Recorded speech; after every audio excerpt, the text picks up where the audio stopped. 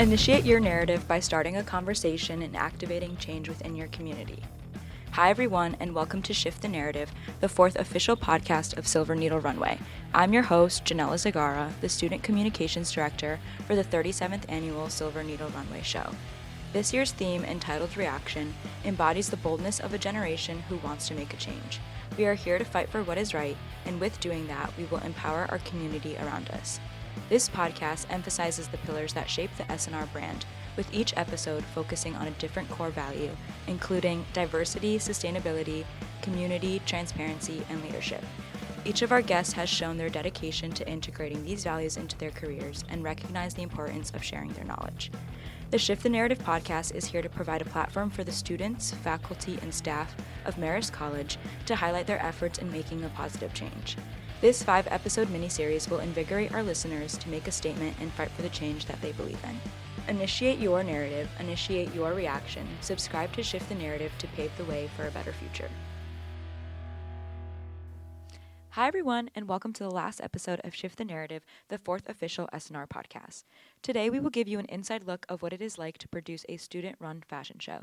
Alongside two of my co-directors, Audrey DeVoie and Grace Treshock, we will be addressing the importance of student leadership and tackling the challenges it brings. Our branding logistics director, Audrey, focuses on event planning and community outreach, while Grace, one of our production directors, centers her efforts on managing all models and facilitating the run of show.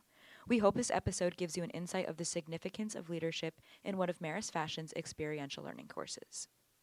Hi guys, thank you for coming on today's podcast episode. We're so excited to talk to you about leadership and all things SNR. Hi, we're so excited to be here. Hello. So I know we've all been working together in class for about 3 years now, but for the people who don't know, would you be able to tell us a little bit about yourself and your roles in SNR? Sure. So I'm Grace Treshock. I'm a senior fashion merchandising major, and my role in SNR this year is the production director, focusing on the model team. My name is Audrey DeVoie, and I am a senior here at Marist, a fashion merchandising student with a concentration in promotion and a minor in PR. And I am the branding director of this year's 37th Annual Silver Needle Runway Show. Amazing. We're so excited to talk to you both and hear about all of your experiences within SNR. As you both know, leadership is one of our core pillars, and by leading the Marist Fashion program through ambitious concepts, FSP strives to be role models and forward-thinking individuals that gracefully move our program in new directions. This year's theme, Reaction, is so different from anything else we've ever done before. How would you say SNR37 is breaking down the barriers that we have built in the past? Yeah, so I don't know. I guess coming into the class, it was kind of a shock. You don't really understand the class fully until you're kind of immersed into it. And I guess the barriers around the past of SNR, I guess once you kind of immerse into it, you don't really know the past unless you've been in it, if that makes any sense. Starting as a sophomore in the class, I've seen it grow immensely from COVID and seeing all the big strides that we've made, and now being able to have a real in-person show. I feel like we don't necessarily break down the barriers. We kind of reposition them and kind of look at today's world and what's going on and kind of try and match it to not only our pillars, but kind of the school as a whole and what they're doing and like what's most important. And JM always like talks about what can make us different, what to do different. And we always do have something that makes us different and stand out, but it's really kind of reshaping and looking back on what we've done and kind of being like, okay, how can we do this better, or how can we improve that and make it kind of bring it to the next level? Yeah. And like Audrey said, every year we look to expand upon our personal SNR brand. And this year we created a new virtual reality committee that put us on the map in the metaverse. And that was a huge thing for our class because we were the first fashion class at Marist to really have a space in the metaverse. And to see big brands, like my last internship was with Hugo Boss. And I know that they have a Boss showroom within that virtual reality space. So to be following in the footsteps of those big brands, I think is a really big deal for our class before even other big brands are entering that space. So that is definitely something this year specifically that is really commendable for our team. Yeah. I definitely agree with what you said, Audrey, about how we reposition the barriers. I think that's like a great way to put it. And I feel like JM being our advisor is like always pushes us in that direction to reposition those barriers and like think outside of the box of like what other fashion brands are doing in the industry and what we can do different from the past years that we have. So One of my favorite things that JM ever said was think as if the answer could never be no. And I feel as though that has made us all think like so big, and especially in fashion, it's almost like the crazier the idea, the better. No, exactly. So JM is like the core of like why we come up with these like ideas where like the possibilities are endless. No, especially in FSP, the answer is like, it's not no until like you can decide it, like figure it out. Yeah, I feel like every day or every director meeting, Tuesday, Thursday, we come in and it's like something came up. It's like, okay, how are we going to reposition this? How are we going to do it differently or like tackle it in a different way? And it's just like every single week is new. Yeah. And it's kind of it's a very special thing that like we all get to experience together. Exactly. So since we all entered FSP as sophomores, our roles have changed from coordinators to assistants and to now directors.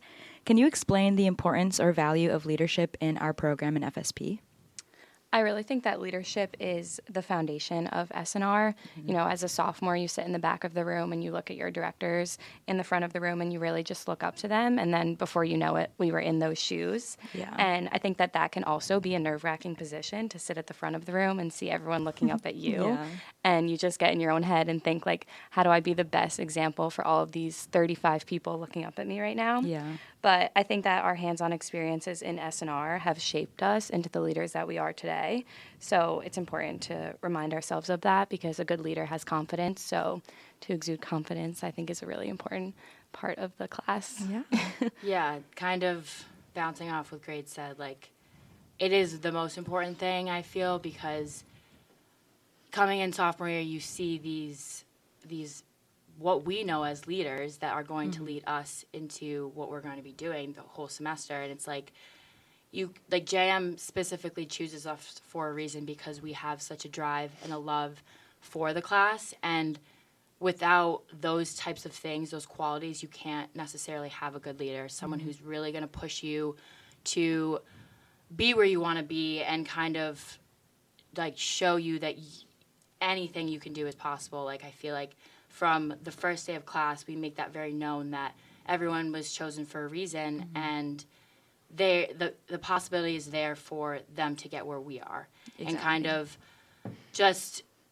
kind of showing and spreading not only like love, but like kind of like confidence, like proving that you have confidence gives them confidence. I feel like that was kind of a big thing even last year, like not being able to kind of get to the next step because everything was so new. We all kind of came together, and like the leaders of the class really like helped us and got us to where we needed to be. So it really is up to all of us directors and as well as JM to kind of set that ground for the next leaders of next year. So it's very, very important. I know. I definitely agree with what Grace was saying about how sitting in the front is very nerve-wracking itself and having people look at you.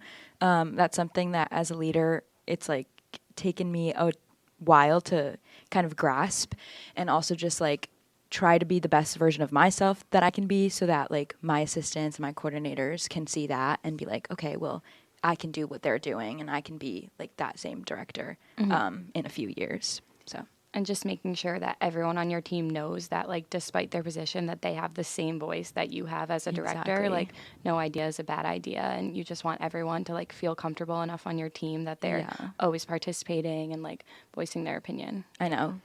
As silly as it is, there's, like, no I in team. Like, none of this would be possible without, like, all of our coordinators and our assistants and then, obviously, like, all the other teams that are in the class. So this cross-collaboration that we have in class is, like, something that is very advantageous to us as leaders. So I just love that we do that in FSP. Yeah. So we all had past directors that were leaders to us. How have you reshaped what they've taught you, and what have you learned from them to now lead your own teams? I feel like my past directors, like, they play a huge part to why I'm sitting in this seat today, why I'm recording this podcast as a director. Both shout out to Barb and Victoria. Their love and passion for the class kind of was a huge reason to why I loved it so much. Barb was Vic's assistant my sophomore year, so kind of seeing them work together. And even though we had not the best situation of not being able to have a real in-person show and a real audience, like they took that negative thing and made it positive. And I feel like that is kind of how I see a lot of things nowadays, especially being in the class of having to problem solve and do all these different things. Like they proved to me that even though it doesn't seem like it could be possible, it is possible. Yeah. And even now, like being in contact with them, like I still can't believe that I'm sitting here today. But like truly, like without them, it wouldn't be possible to have a voice and like really like showcase yourself in the way that like you want to be showcased. And like this class like does such a good job of it, of being able to kind of have your own voice and like bring your ideas to life. And I think last year Barb really did that for me, where she loved branding so much and had this whole idea of really reshaping the brand. And that kind of carried over to how much I love SNR and like what it holds for the future and like what I want for the brand as a whole to continue. So I think just like kind of their love and passion and going back to the whole leadership thing, like it really plays such a big part in like what we do every single day. Yeah, for sure. Yeah, bouncing off of what Audrey said, I really look up to my sophomore year directors, Lizzie and Kennedy, because the obstacles that they face, I can't even imagine being in their shoes as directors now. Like, they really taught me how to be versatile and just have option B, C, D, like, ready, because you never know what's going to happen. And then junior year with Sophia and Hannah, I felt like they trusted me so much as an assistant, and they just, like, gave me so much leeway to do things on my own and just have my own meetings with JM and things like that, that it really prepared me to be a director, where going into those meetings this year, I had already been doing it last year, so I felt so prepared. And I think that that's something that I struggle with a little bit this year, is like delegating the tasks to my assistants. Yeah. So I have to remind myself like how good they were at that, and just to like trust the people around me. But I feel like I've learned something different from every single one of them that I utilize in my position as a director. Yeah, I've definitely also, Audrey and I have had the same directors, Vic and Barb, but I have to agree with what you've said, Audrey, because they were both such passionate about like branding. Branding was like the first year, Vic, that was like the first year the team It was brand new for all was of us. like, it was so new. So having like Vic kind of lead us into that and just like really start from the ground up, and then have Barb really kind of build on top of that, and just seeing her passion about how she really wanted to make this more than a fashion show and make it more than like a student-run organization, kind of like is what also made me want to be a director and just like continue on in the class. And I think having that like solid passion for this class is certainly something that you do need to have. I feel like if you're not passionate about something, this is a very time-consuming thing to do as a senior in the spring. So why would you ever like want to spend your time doing something you're not passionate about? So Yeah. agreed. And I feel like even I just like remember like sophomore year, I was like just a little sophomore, and I was like in the class, and I wasn't really necessarily sure how the class worked and how it ran. And it kind of set me back a little bit, and I wasn't necessarily doing as much work as I wanted to and kind of proving myself. And towards the end, I knew it was a class that I wanted to pursue the year after and hopefully be a director. And so I kind of, another thing that Vic really like helped me out with is I went to her and I was like, what's something that I can do that really will make me show and prove to JM that like I want a spot in the class. And it was the day of show, and it was the week of show, where Vic was like, you need to like all hands on deck. Like it really is come day, like week of show, like we all know, we can attest, like no matter what team you want, like you're on your position, like you're needed anywhere and everywhere at all possible times of the day. When you're not in class that week, you're doing something with SNR. And so like that's when I was like, okay, you know what? Like I'm going to be here every day. I'm going to push myself. I'm going to prove to not only Vic, but to the whole class that like I want to be here and I want to like make a difference. And that led me to being in the class the next year. I was able to do that. Like she gave me the opportunity to go backstage with her and like really get the hands-on experience of what a fashion show is like. And that's in that moment of being backstage, I was like, I'm like, this is it. Like, this is what I want to do. Like, it's just a liberating feeling that they helped us, like, experience that and, like, be able to, because they believe in us. So, and it worked because we're sitting here today. Yeah, so. I know. It's crazy to think that, like, as a sophomore myself, I was just so shy and I didn't really talk in class at all. And now I'm like, never stop talking. I'm always blabbering and speaking over people. But starting out as a sophomore, you definitely do need to voice your opinion, or even starting out off as a junior, coming back as an assistant, just knowing that your voice can be heard.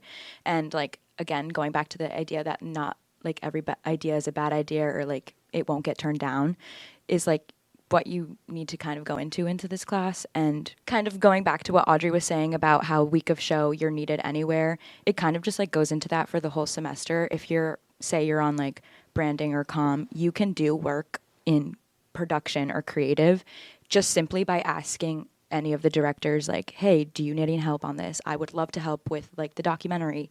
Is there anything that I can do? I think that like going up to other directors that aren't your own director and showing them that you're interested in something that their team is doing is something that is so good as a sophomore or as a junior, that shows that you're interested in the class and want to keep pursuing it.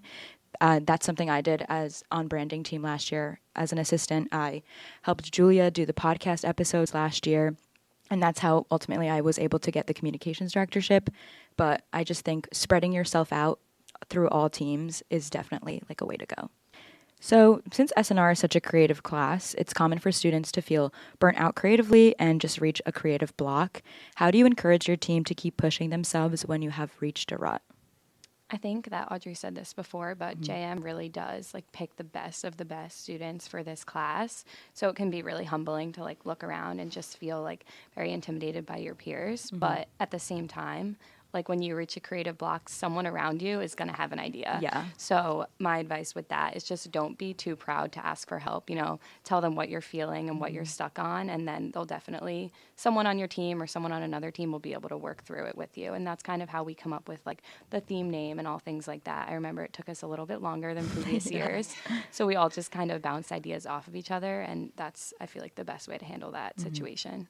No, yeah, exactly. I feel like also like just overall like be motivating. Like I feel like we need to acknowledge, and I feel like we do acknowledge, like if we are pushing them too hard, which I feel like we don't, but if we do, then it's okay to take a step back and be like, okay, like maybe I just need to take a day and like not think about SNR and maybe do other schoolwork or something like that. It's kind of like a push and a pull, because I feel like us like giving them so much work is, if they do it, it goes to show they do it with passion, and you can tell that they want to be doing it. Yeah. And if not, then it's kind of up to them. But kind of using an example of this semester, my assistant Maddie, like with the brunch event that we hosted, towards the end, I really, really needed her help, and I pushed her a lot, and I gave her a lot to work on and to help me with, and she proved herself to me that she was capable of doing it, and she still wanted to do it. And it was kind of like, after that Sunday, I was like, okay, like, you take a few days, like, you don't need to, like, don't focus on SNR, like, you've been focusing on it for too long. So it's kind of, like, be motivating and just, like, showing them and, like, proving to them that, like, they're capable of doing anything that they put their mind to, and, like, it's okay to take a break sometimes. Like, it's normal to take a break. It's nice to take a break, especially with SNR, because it can get so hectic, and it is very like all consuming of your life spring semester. So I think like even myself, like I reach a rut sometimes and I'm just like, I simply have no ideas. So turning, like Grace said, turning to your classmates, your peers, or even like the rest of your team, someone is always going to have an idea. And sometimes it is going to be better than the one you were thinking of. That has happened to me with like literally anything about either the podcast or like the newsletter. My team has helped me with so much stuff. So I feel like that's also such a good, like, amazing thing about us is like, okay, like someone's burnt out and they have nothing to say. Like, let's say if it's me, for an example, and then you say something, that might spark an idea that I had in my head, and that has happened so many times. I feel like when we were doing the theme name, it was like back and forth, and then we finally reached, like, what we wanted, and it was like, okay, like, and it was such a breath of fresh air for everyone. I know. So I just feel like it's, like, amazing in that aspect of, like, just like kind of going off each other, like even if you really can't come up with anything. So. Yeah, like watching back those videos of us trying to figure out a theme name is actually so funny now because there were just so many things that we should have never even put on that board. JM's just scrolling on Google. No, like, literally. JM should not have had access to a thesaurus. find a synonym for this. Like, I can only do so much. But going on to our next question, this class is unique in the sense that there is an application and an interview process, allowing the students to be hand-selected based on their skill sets and talents. With this comes a lot of ideas from everyone. How do you come to a compromise or conclusion when in a large group and ensure that everyone's voices are heard? I think this goes back to what we were saying about the theme name, too. A lot of the stuff that we do in the class gets put to a vote. So when what you want doesn't necessarily get voted on, you have to compromise. And when that I'm in those shoes specifically, I feel like I need to take a step back and remind myself, like, there is a reason that majority of the class has voted for something that I didn't necessarily vote for. Yeah. That doesn't make it a bad option. That just means that it's a better option. It's a better option. And I think that it's not even necessarily a compromise. It's just like, you're gonna do what your peers want. Yeah, kind of going back to what Grace was just saying and what we were just talking about, I feel like because we come together and discuss everything, these compromises aren't that troubling and like difficult to work through because I know, like, kind of like what you were saying, like I'm a stubborn person. Me too. So like when I voice my opinion and everyone's like, no, I'm like, well, it puts me down. I'm like, I have to take a step back. I'm like, but then after that, it's like, we come together and all these other ideas off that one idea like start to come to life and you're like, okay. And then it's like, why did I just get so upset? And so I feel like it's kind of a learning process throughout. Is that something that you kind of need to like tell yourself and train your mind to, especially when you're working in a group that's so important, as you can't be closed-minded at all, especially like in this class. So it's like very important, like overall. Yeah, I feel like especially during like our capping meetings is the point in time where we always like come to a conclusion, or there's always some problem that needs to be solved, and someone's always, even if it's like a problem about like what props we're going to use for the show, everyone's always going to come up with an idea, and we're going to eventually come to a conclusion that we all really love, and we know that will look good day of show or just like on social media or anything. So yeah. I feel like JM is also really good at reminding us that two ideas can be combined. Always. Like we might have one banner that half the class loves and another banner, and he'll be like, why can't we take the elements from this and apply it to that? Or even with the hair and makeup ideas on production, you know, we can combine some of the eyeshadow looks with the other hair looks. And yeah, I feel like we've been doing that a lot. We have been this semester, which has been something else. Is like, I know every year we want to like be different and want to do something different than what we did in the past.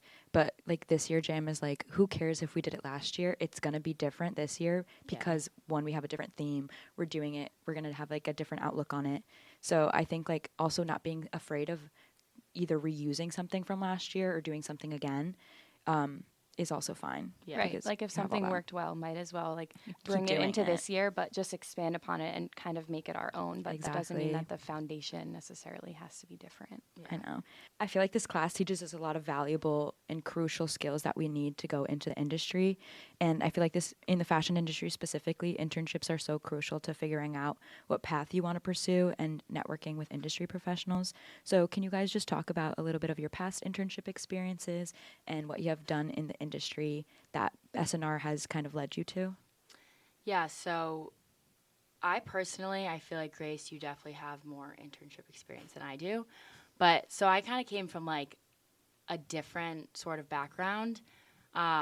Believe it or not, like, unpopular opinion, COVID in a way was beneficial for me. Yeah. Because a boutique in my town opened up, and right away I was like so intrigued by it. Nothing like this really has ever been like close to my town, so I was very surprised.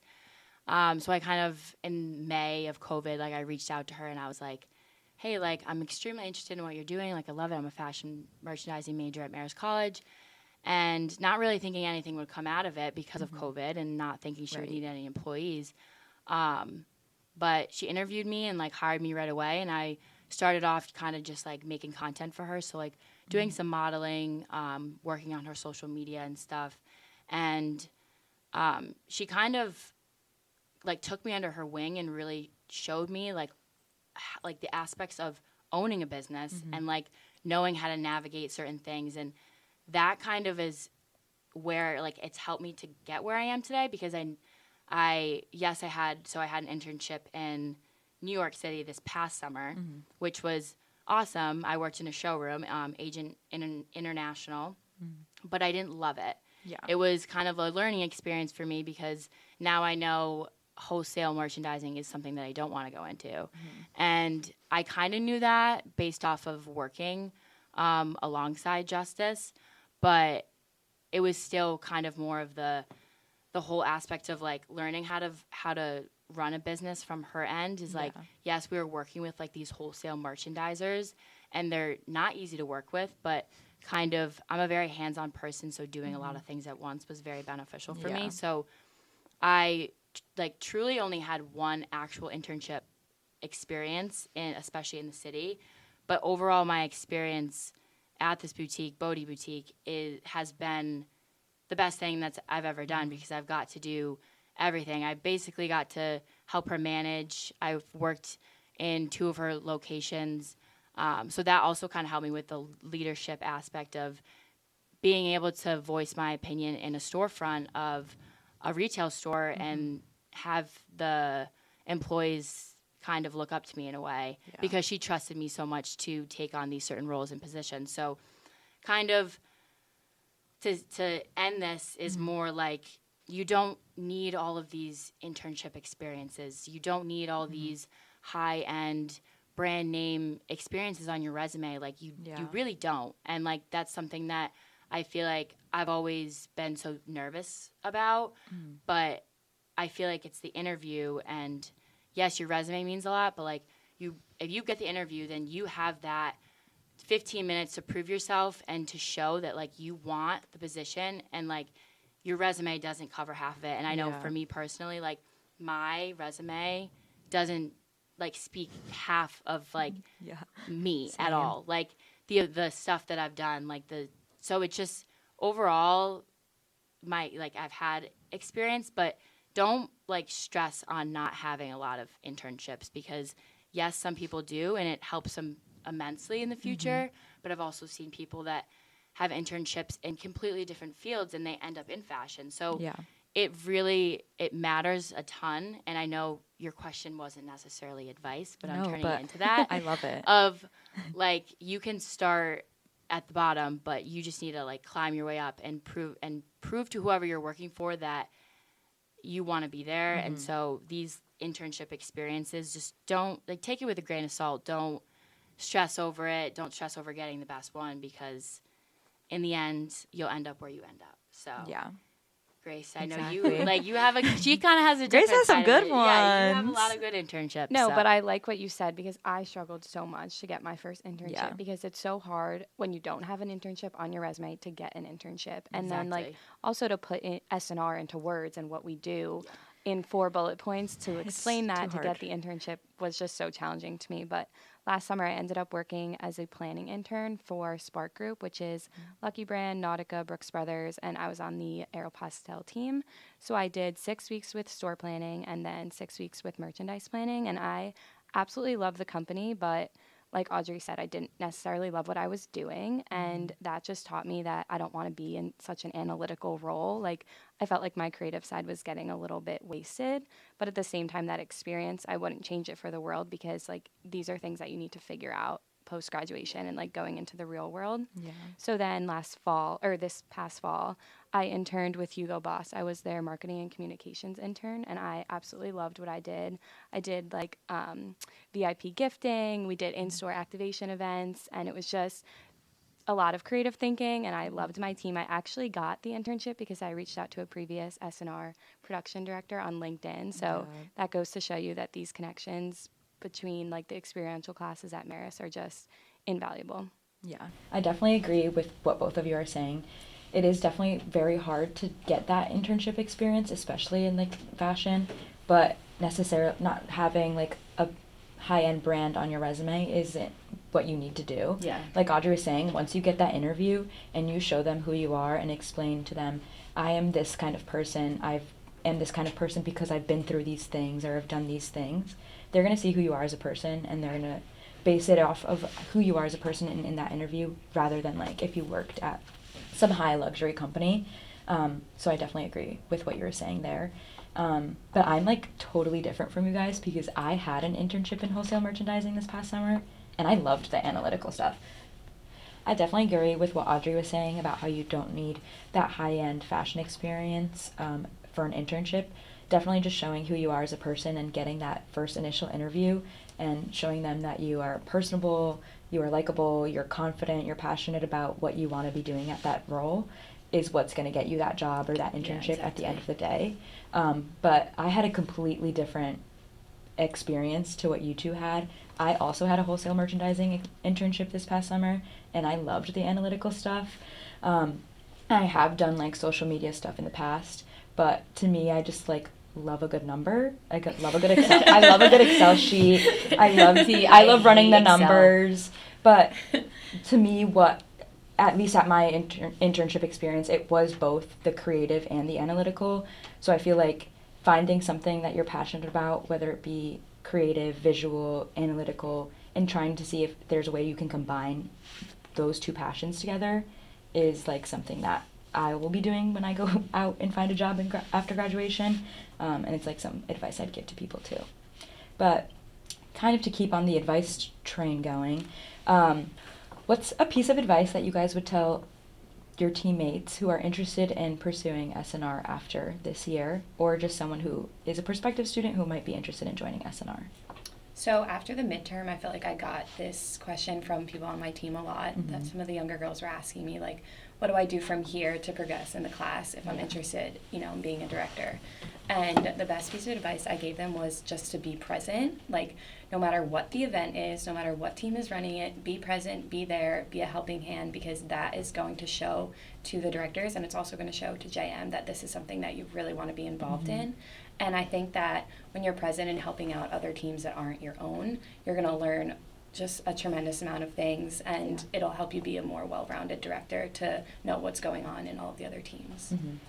No, yeah, I would agree. Like I said before, when my sophomore year, like that's a big part of why I'm here today is because I was present. I was there. I was looking out for what needed to be done next and how I could contribute. And I definitely think that for at least the team in the class, like that's definitely something, is just to like always like put your foot forward and like do like the next big thing, like the next step. And I guess that's also kind of ties into the prospective students as well. I guess like I didn't think that half the things that I've done in SNR would even be possible through planning. Like each event that I've planned, like they've only gotten bigger and bigger and bigger, and that's only because of the drive that I have for it, that I want it to get done and I want it to be successful, and not only for myself but for my classmates and the people around me to also take something from it. So kind of really just having a strong like opinion and strong ideas coming forward. And like we said in the beginning of class, like first day of class is what we told everyone is never be afraid to speak up, and we kind of touched upon this earlier, but it's just like no question, idea, anything is stupid. Like I feel like the amount of things that we've said, like There's some of some them stupid things we've some said. stupid stuff, but it like kind of also like it stemmed, like a stupid idea could lead into like an amazing idea. So kind of just like having that voice and really making it heard and like yeah. And just own your idea. Like, who cares if True. it's Yeah. a stupid idea? I remember JM gave me kind of a rude awakening sophomore year. He was like, you have great feedback from your team and your directors, but, like, you don't talk in class. Yeah, and he was like, I got that too. If you want to be a director, like, you have to raise your hand. So, like, that, I know that we always say this, like, speak up, but, like, that was something that I struggled with. So whenever I see someone else struggling with it, I'm like, you can do it. Like, what do you have to add? Always pushing my team to voice any opinion, but also just taking initiative. Don't wait for your director or for someone in the class to tell you to do something. Yeah. I think if you can show that you are organized and you're on top of things and you're taking that initiative and being like, oh, well, I already did this and I didn't even ask you to do it, like, that's amazing. I think having initiative can lead you to that directorship, because we all had initiative. Even if it wasn't sophomore year, we had it junior year because we were present, like Grace said. We were there, we were a helping hand, we were just doing anything that we possibly could help anyone do. I, like, on branding last year, we were at, like, Runway Ready, and we were helping dress the models. We were helping day of show in the backstage, helping dress models and helping with run of show with Grace and Julia and Hannah and Sophia. So I just think putting yourself wherever you're needed and making yourself adaptable and just, like, adjusting yourself to the environment that you're in to be able to just help literally anyone and take that initiative. So you just overall, like, everything, like, anything you put your mind to is possible, and, like, you just gotta keep going, like, keep pushing yourself. And I feel like for prospective students, if SNR is something that you are interested in pursuing, we do have, like, the ambassador program that you can start off as a freshman, and the volunteer program, and then the volunteer program that you can do as a freshman, and then obviously going into your sophomore year, you can apply for the class. And that'll go a long way on your application for the class. There are some sophomores on my team now that were volunteers last year, and some of the things that I talked to them about, like preparing them for backstage, they're like, yes, I remember that from when I was a volunteer, so that really will be a big help. I know. And I just feel like SNR is just, I wish everyone could experience this class or just experience something like this, because it honestly, for me personally, has taken me out of my shell. It has, like, made me into, like, the professional person that I am today. And I just think, like, all these skills that you learn in this class, even, like, advice just given from JM and, like, our past directors, like we've mentioned, is gonna stay with us for, like, the rest of our lives and go with us into our careers. And I, like, wish everyone could experience this. But if you couldn't tell, we're all so passionate about this class. I feel like even, like, at, like, the brunch event, like, all of the, like, the panelists, they're like, we talk about SNR, like, nonstop. It's, and, like, literally our personality. I literally think that's going to be me, because I'm just, like, it's not even just, like, the love that I, like, obviously have for the class, but it's just, like, it has taught me, like, so much that I truly, like, wouldn't be, like, the person I am today without it. I could not agree more with that statement. Like, really, like, I feel like I was this quiet little freshman, even sophomore, and now I just feel like I have such a voice, and I feel like that's so important for everyone to acknowledge that everyone should have a voice. Exactly. And I feel like that kind of goes into, like, what our theme is this year, is that we are trying to amplify those people's voices with the platform that we have created for SNR, and we're just trying to, like, fight for what we believe in and fight for what's right, as we're the current generation that's being handed, like, the state of the world right now. So that kind of leads me into the closing segment of our episode. I just want to close out with the segment we like to call word of mouth. The best advice can't be found in a textbook, but rather through word of mouth. The importance of networking and face-to-face conversations is crucial in terms of obtaining helpful career advice, as real-life experience is most valuable form of education. In this segment, I will ask you the same question we ask all of our guests, which is, what is your reaction to how Marist students are fighting for change? I feel like every semester is something different. Like, I feel like we're always fighting for change, and also just, like, overall as a college to get better and be better within, like, the community and just, like, the world around us. I feel like at Marist, like, we have a voice. I could keep saying it, we have a voice, but, like, it is true. So true. Like, the amount of... And we're so lucky, too, because that's not true everywhere. Exactly. Like, what I was just about to say is, before committing to Marist, I basically was committed to another school, and I still talk to some of the girls that go there today, and it's also a fashion school, and they don't nearly do as much as we are able to do because the school doesn't allow it.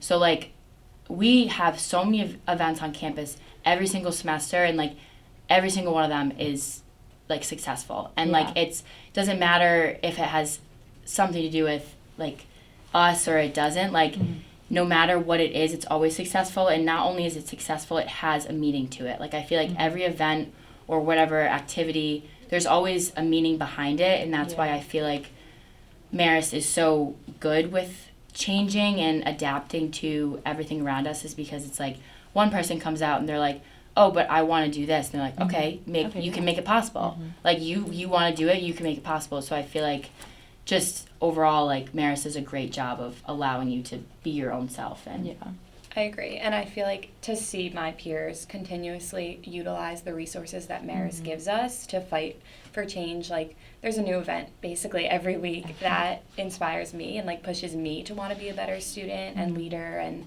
just, like, community member here on campus. Yeah. definitely agree. Our fashion program has gone, like, has, what's the word?